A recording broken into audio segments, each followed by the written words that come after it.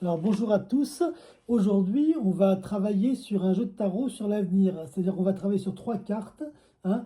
La première carte symbolisera le passé de la question, la seconde Mhm. carte le présent de la question et la troisième carte va symboliser l'avenir. Donc D'accord. je vais vous montrer un petit peu comment fonctionne ce jeu qui est tout simple, hein, sur trois cartes.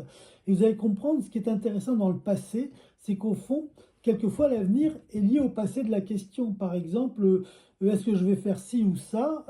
S'il y a une question, peut-être qu'il y a des choses qui l'ont empêché dans le passé. Donc, on va pouvoir voir un petit peu ce qui se passe. Alors, Marie, bonjour Marie. Bonjour. Bonjour. Donc, dis-moi, est-ce que tu as une question à poser au jeu? Ah ben justement, alors, est-ce que je vais être en couple avec M? D'accord, très bien. Qui est quelqu'un que tu connais déjà, hein, c'est ça? Oui, Ok. Depuis longtemps? oui, à peu près. D'accord, très bien. Donc, alors, première chose, c'est que je remets toujours le jeu dans le bon ordre, vous voyez? C'est dans l'ordre de 1, 2, 3, 4, 5, enfin l'ordre du tarot. Pourquoi? C'est que le tarot a un ordre qui est de 1 à 21, plus le mat. Donc, en mettant ça, je remets l'ordre du tarot. Et moi, je vais battre les cartes. Et en battant les cartes, au fond, je vais donner au tarot l'ordre, donc, bah, un ordre particulier qui est l'ordre de la question. Maintenant, je vais demander donc à Marie de tirer trois cartes et de les poser sur la table devant moi. Voilà, alors attends, mets-les bien comme ça. Voilà, très bien. Parfait. Donc la première carte va symboliser le passé de la question. Qu'est-ce qui se passe exactement dans cette rencontre? La seconde carte va symboliser le présent de la question. Et la troisième carte va donc être la réponse et quel est l'avenir. Alors on va voir. Donc moi je tire toujours, je regarde toujours les trois cartes en même temps. C'est intéressant. Alors, donc voilà ce que dit le jeu. La première arcane qu'elle a sortie, donc le passé, c'est l'arcane 13. J'expliquerai un peu après, hein. La seconde arcane qu'elle a sortie, c'est la lune. Donc, et la troisième arcane, donc, qui symbolise le futur de la question, c'est le chariot. Donc, alors, l'arcane 13 dans le passé de la question, là, ça suppose qu'il y a eu, à un moment donné, tout un bouleversement. C'est que cette personne à laquelle tu penses fait suite, ça a été comme un bouleversement. Ça fait suite à peut-être une relation longue que tu avais eue avant, ou une période que tu as eue avant qui était une période un peu étale, tu vois. Soit une relation longue, soit une période où il ne s'était rien passé. Et tout d'un coup, cette personne, ça a été comme un coup de fouet, tu vois. Et on retrouve le coup de fouet dans le sens de l'arcane 13, qui est une carte de changement et de transformation. Donc, tout d'un coup, avec cette rencontre-là, il y a eu quelque chose qui s'est réouvert, comme si tu réespérais quelque chose qui était enfin possible. Donc D'accord. ça, c'est vraiment... voilà.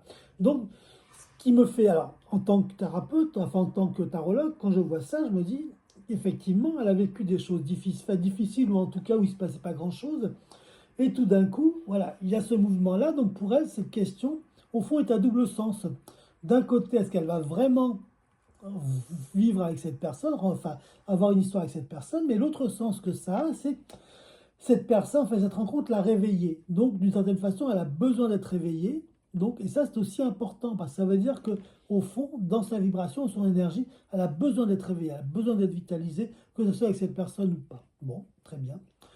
Deuxième carte qu'elle sort, c'est la Lune. Alors la Lune, c'est une carte un peu complexe, dans le sens, on dit que la Lune dans le tarot symbolise l'illusion, je vais y venir après, et qu'en même temps, c'est une carte un peu d'équilibre. L'illusion, parce qu'en fait, la Lune ne se voit que parce qu'il y a le Soleil derrière qui l'éclaire. Donc en fait, dans l'arcane de la Lune, tout est illusion. Il y a ce visage au milieu de la Lune, enfin, vous ne voyez pas là, sur l'écran, enfin peut-être que maintenant, voilà. Vous voyez le visage au milieu de la Lune qui regarde, il y a ces gouttelettes dans tous les sens, il y a un animal qui monte là du fond des eaux, et au fond, tout ça n'existe que parce que le Soleil l'éclaire. Donc le véritable enjeu de la Lune, ce n'est pas la Lune, mais le Soleil. D'où cette notion de la Lune et l'illusion, symbolise l'illusion. C'est aussi l'arcane de la voyance, puisqu'on est dans l'astral, on est dans le bleu, dans les émotions, etc. Bon. Et c'est une arcane d'équilibre, parce que ce que dit aussi le jeu, c'est que, en fait, il y a un chemin qui existe entre le personnage, enfin l'animal qui est au fond de l'eau, et celui qui est ici dans la Lune, entre les deux animaux qui sont là, entre les deux maisons qui sont là, entre la Lune et le Soleil derrière, il y a comme un chemin qui pourrait se dessiner, et ce chemin donc va générer un équilibre. Ce qui signifie que c'est une Lune au fond où la question, en fait, est une double question, dans le sens où ça ne va pas être le propos de cette rencontre avec cette femme qui est en jeu, hein, Mhm. ou cet homme, enfin cette relation qui est en jeu, puisque encore une fois, cette relation a été une personne, mais a été aussi une façon de se réveiller. La vraie question, c'est de retrouver l'éveil, c'est de se sentir, est-ce que je me ressens vivante au fond? Donc, donc la question autour de cette personne, quelque part, est une illusion, dans le sens où ça ne veut pas dire que tu n'es pas amoureuse de cette personne, ou tu n'as pas envie de faire quelque chose avec elle, mais ça veut dire que tu as surtout envie d'être vivante. Donc, D'accord.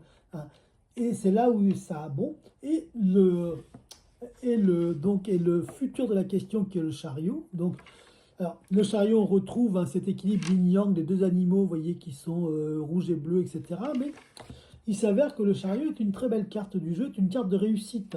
Donc, c'est même une des grandes arcanes de réussite du jeu, hein. Donc, je ne vais pas trop rentrer dans le symbolique, mais le 7, c'est le 4 et le 3, donc c'est le matériel sur le spirituel.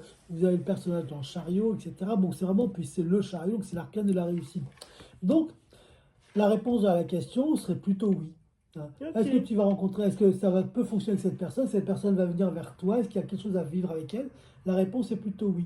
Mais ce que dit le jeu, et c'est en ça que le tarot est intéressant, c'est que derrière cette réponse, il y a aussi la question fondamentale qui est la question, est-ce que j'ai besoin de me sentir vivante ou non? Et le tarot répond surtout à ça, en disant que tu as avant tout besoin de te sentir vivante, et que cette relation t'a permis cela. Voilà. Mm. Voilà comment on peut par exemple répondre à une question autour du tarot, donc, et comment le tarot peut répondre à une question très concrète, est-ce que je vais rencontrer quelqu'un? En donnant une réponse concrète, oui ou non, mais aussi en faisant comprendre qu'est-ce qui s'est passé sous la question, quels sont les véritables enjeux de la question. Donc voilà un petit peu ce que je peux vous dire pour aujourd'hui. Je vous encourage donc à vous abonner soit à mon profil ou au profil de Marie qui est M26, donc, et afin de nous suivre. Et ça nous fera plaisir aussi de plus voilà, de savoir que vous êtes présents. Je vous souhaite une très très belle journée et je vous dis à très bientôt pour un prochain live. Merci à vous.